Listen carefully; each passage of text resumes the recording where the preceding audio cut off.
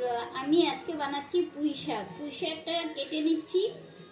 কেটে নিলাম, এই সবজিগুলো আমি দিয়ে বানাবো। আমি পুঁই শাকটাও কেটে নিলাম ভালো করে। আমি ইলিশ মাছের মাথা দিয়ে বানাবো। এটাতে আমি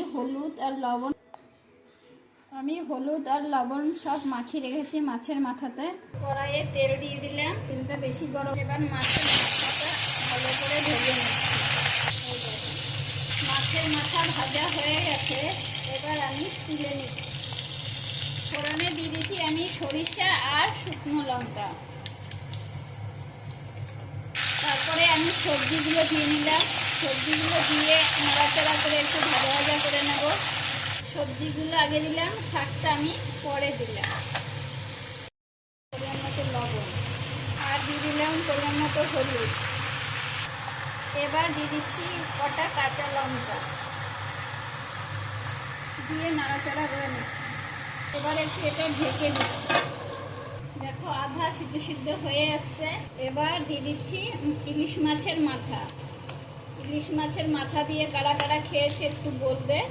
ভাজাটা মচমচে হয়েছে, একটু এর সাথে ঢেকে দিলে নরম হয়ে যাবে।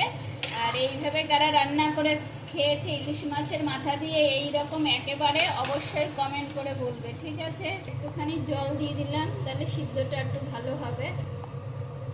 এই দেখো মাছের মাথাগুলো ভেঙে দিলাম একেবারে, এই জন্য সেটটাও খুব সুন্দর আসবে।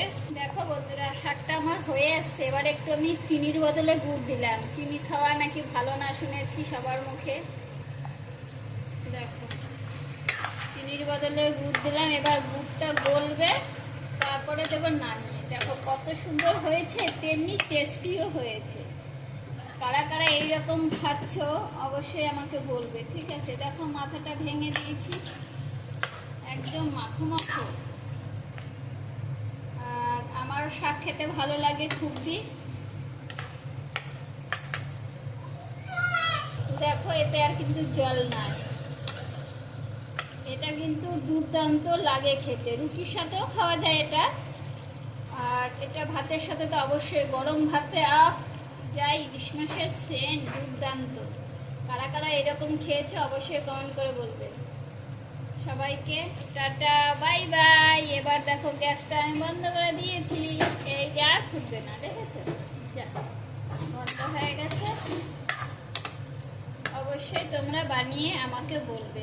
দেখো এখানে ইলিশ মাছ বানিয়েছিলাম, এটা এমনি তোমাদের দেখালাম। ওটা এখানে এটা শেষ করছি। বাই, তোমরা ভালো থেকো, সুস্থ থেকো, আমাকে সাবস্ক্রাইব করো আর কমেন্টে অবশ্যই টাটা, বাই বাই।